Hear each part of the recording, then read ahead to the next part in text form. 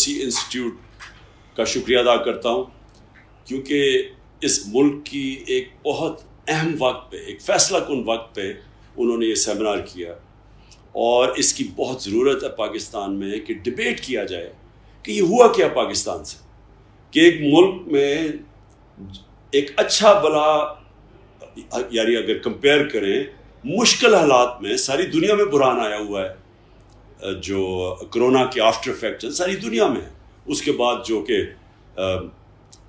جو commodity super cycle ساری دنیا میں آیا، انرجی پرائسز اوپر چلے گئے، پھر ایکسینچویٹ ہو گیا یوکرین کی اور رشیا کی جنگ سے. تو اس میں ایک گورنمنٹ جو ملک کو صحیح معنی میں نیویگیٹ کر رہی تھی، اور وہ ساری چیز کنفرم ہوتی ہے اکنامک سروے آف پاکستان میں. گورنمنٹ کی اپنی سروے کے مطابق سارے پازیٹیو انڈیکیٹرز تھے پاکستان کی اکانومی کے. ہماری سب سے بڑی زراعت وہ صحیح جا رہی تھی، ہماری جو لارج سکیل مینوفیکچرنگ ہے اس کی بڑی دیر کے بعد اتنی روبسٹ گروتھ تھی، ہماری جو گروتھ ریٹ تھی وہ 6% پہ تھی، 2 کنزیکٹیو سال میں 5.6 اور 6% گروتھ ریٹ، یہ صرف 17 سال کے بعد پاکستان میں ہوا. یعنی ان چیلنجز کے باوجود پاکستان ایک صحیح راستے پہ جا رہا تھا، اس کی سروسز گرو کر رہی تھی، سارے ٹارگیٹ جو سیٹ کیے ہوئے تھے ان سے آگے بڑھ کے جا رہے تھے. ریکارڈ ٹیکس کلیکشن تھی، ریکارڈ ایکسپورٹس تھی، ریکارڈ ریمیٹنسز تھی، یعنی record number of dollars Pakistan میں آ رہے تھے. یہ قیامت آئی تھی کہ ایک دم ایک گورنمنٹ کو باہر کی سازش کے تحت ہٹایا جاتا ہے، اور ملک کا سارا، یعنی جو ملک کی معیشت ہے وہ بھی نیچے ہے، اور قیمتیں آسمانوں پہ.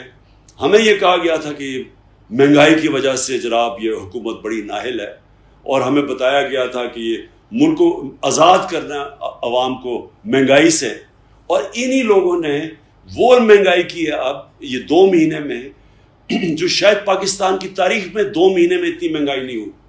جو ہم نے 3.5 سال میں مہنگائی نہیں کی وہ انہوں نے 2 مہینے میں کر دی. تو کون سی اتنی قیامت آئی؟ پوائنٹ، سب سے بڑا پوائنٹ یہ ہے کہ یہ سازش جو کی گئی، یہ باہر ایک امریکہ کی رجیم چینج کے اور کبھی باہر سے رجیم چینج کامیاب نہیں ہوتی جب تک ملک کے اندر میر جعفر اور میر صادق نہ بیٹھے ہو. ان کے ساتھ مل کے انہوں نے ایک گورنمنٹ گرائی. اب یہ کون ذمہ دار ہے اس کا کہ جس طرح کی قیمت یہ قوم ادا کر رہی ہے، عوام کیا ادا کر رہی ہے قیمت مہنگائی کے ذریعے، ہماری معیشت کا کیا حال ہے، اور پھر لوڈ شیڈنگ، بجلی کدھر غائب ہو گئی. کہ ہم بھی آئی ایم ایف کے پروگرام میں تھے، 2.5 سال ہم آئی ایم ایف کے پروگرام میں تھے، تو تب کیوں نہیں ایسی مہنگائی ہے؟ یہ سب آئی ایم ایف پہ ڈال رہے ہیں نا، تو ہم اور ہمارے پہ ڈال رہے ہیں. 2.5 سال تو ہم بھی آئی ایم ایف پروگرام میں تھے، تب کیوں نہیں یہ مہنگائی آئی؟ تب کیوں نہیں اتنے برے حالات تھے؟ تب کیوں نہیں اکانومی سکویز ہوئی؟ کیا آتے ساتھ ہی 2 مہینے کے اندر کون سی قیامت آ گئی کہ سارا کچھ ہی، مہنگائی بھی بڑھ گئی، بے روزگاری بھی بڑھ گئی، ایکسپورٹس بھی گر رہی ہیں نیچے، جو بڑی مشکلوں سے ریکارڈ پہ پہنچی تھی. اب ٹیکس کلیکشن بھی نیچے، ابھی ٹھیک ہے، لیکن جب انڈسٹری نیچے جا رہی ہے، جب ہماری ایکسپورٹس نیچے جا رہی ہے، تو ٹیکس کلیکشن بھی نیچے آ جائے گی آگے جا کے. جو سب سے خطرناک چیز ہے ملک کے لیے کہ ہمیں ہماری جو اکانومی ہے وہ سب کو اب یہ خوف ہے کہ یہ سری لنکا کی طرف جا رہی ہے، اور اگر سری لنکا کی طرف چلی گئی اور معیشت کمزور ہو گئی تو ہمیں سب کو پتہ ہے کہ اس کا اگلا کیا مسئلہ آنا ہے نیشنل سیکیورٹی کے اوپر. ہم نے جو پہلی پاکستان کی نیشنل سیکیورٹی پالیسی بنائی تھی، پہلی دفعہ ہم نے کلیئر کیا تھا کہ ملٹری سیکیورٹی ایک طرف ہے، اکنامک سیکیورٹی اتنی امپورٹنٹ ہے. اور مثال دی تھی سوویت یونین کی کہ سوویت یونین ملٹری انسیکیورٹی کی وجہ سے نہیں گیا، وہ اکنامک انسیکیورٹی جو ایک معاشی مسئلہ ہے وہ ٹوٹا.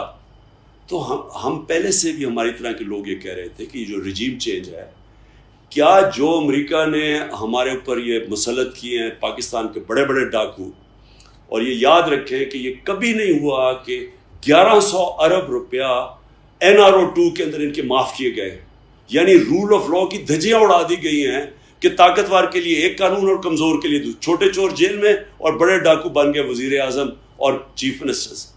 تو یہ جو رجیم چینج ہے یہ امریکہ نے ہمارے بھلے کے لیے نہیں کی. وہ رجیم چینج کرتے ہیں اپنی فورن پالیسی آبجیکٹیوز بیٹ کرنے کے لیے. وہ چاہتے ہیں کہ پاکستان میں بیسز بھی ہو جائیں, ہمیں پھر سے استعمال کریں. وار اور ٹیرر میں جو ہم نے ان کا ساتھ دیا, جو اتنا بڑا نقصان پاکستان نے اٹھایا, وہ کبھی ہمارا شکریہ ادا نہیں کیا, کیونکہ ہم خود ہی ٹیشو پیپر کی طرح اپنے آپ کو استعمال کرنے کے لیے تیار ہوتے ہیں. لیکن اس باری وہ پھر سے چاہ رہے ہیں کہ پاکستان کو یہاں بیسز بھی ہو, یا وہ یہ چاہ رہے ہیں کہ ہم ان کی فورن پالیسی یعنی روس سے, مسئلہ آپ کا روس کے ساتھ ہے لیکن ہم اس کی قیمت ادا کریں کہ نہیں ہم سستا تیل نہیں بکوا سکتے. ہندوستان کر سکتا ہے, ہم نہیں کر سکتے. غلام وہ اپنے لیے استعمال کرنا چاہتے ہیں.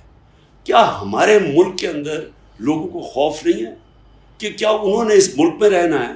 کیا جن لوگوں کے پاس اختیارات ہیں, جو نیوٹرلز ہیں ہمارے, جو کہتے ہیں کہ جی ہم اب پیچھے ہٹ کے نیوٹرل ہو گئے, کیا یہ ان کا پاکستان نہیں ہے؟ کیا اگر یہ معیشت نیچے جائے گی تو کیا ان کو نقصان نہیں ہوگا؟ جو لوگ جن کا جینا مرنا پاکستان میں ہے, کیا وہ لوگوں کو فکر نہیں کرنی چاہیے؟ اور سب سے بڑی بات یہ ہے کہ جن لوگوں کو ہم نے مسلط کیا ہے, کیا ان کا انٹرسٹ ہے پاکستان میں؟ کتنا ان کا انٹرسٹ ہے پاکستان میں؟ اگر ان کا انٹرسٹ پاکستان میں ہوتا تو وہ ہر وقت جب بھی ان کے اوپر کوئی کرپشن کیس ہو تو باہر نہ بھاگ جاتے. ہر وقت باہر بھاگتے ہیں, NRO لے کے واپس آ جاتے ہیں, پھر جب کرپشن کیس پھر باہر بھاگ جاتے ہیں. اب یہ پھر واپس آنے کی سوچ رہے ہیں صرف اس لیے کہ انہوں نے اپنے آپ کو NRO دلوا دیا. کیا یہ ہے پاکستان کا انٹرسٹ؟ اور اگر ہم یہ سمجھ رہے ہیں کہ ہمارا انٹرسٹ ان چوروں کے ساتھ ہے تو اس کا کوئی مستقبل نہیں ہے. میں اس لیے آخر میں یہ بات کرنا چاہتا ہوں کہ دیکھیں یہ جو رجیم چینج ہے, یہ عمران خان کو کوئی میرا نفع نقصان کیا ہے, لیکن پاکستان کو بہت نقصان ہے اس کا. اور جو باہر کی جنہوں نے کیا ہے وہ اپنے لیے استعمال کریں گے ہمیں, اور جنہوں نے اندر صرف اور صرف ایک وجہ سے اس سازش کے اندر شرکت کی تھی کہ ان کے کرپشن کیس ختم ہو جائیں, وہ اپنے لیے ہمیں ملک کو استعمال کر رہے ہیں. نقصان پاکستان کا, نقصان ہمارے آنے والی نسلوں کا ہے, نقصان آج پاکستان کی ساورنٹی کا ہے. یہ ایک ملک بنا تھا بڑا, ایک ہندوستان کے مسلمانوں نے پاکستان کے لیے ووٹ دی تھی, جنہوں نے پاکستان نہیں بھی آنا تھا, صرف ایک وجہ سے کہ وہ آزاد ملک دیکھنا چاہتے تھے. لا الہ الا اللہ, کوئی نہیں ہے خدا سوائے اللہ کے, کسی اور کے سامنے ہم نہیں جھکتے, اس نعرے پہ بنا تھا. آج ہمیں غلام بھی بنایا جا رہا ہے, اور آج ان لوگوں کو اوپر بٹھایا جا رہا ہے کہ اگر ان لوگوں 30 سال سے 2 خاندان اس ملک کو لوٹ رہے ہیں, آج واپس ان کو بٹھایا جا رہا ہے. یہ ہمارے ملک کے لیے نہیں بٹھایا جا رہا, یہ ان کے لیے بٹھایا جا رہا ہے جن لوگوں کا کوئی وفاداری پاکستان سے نہیں ہے. تو میں اس لیے اپنی ساری قوم کو آج اس سیمینار کے تھرو میسج دینا چاہتا ہوں کہ ہم وہ کبھی اللہ اس قوم کی حالت نہیں بدلتا.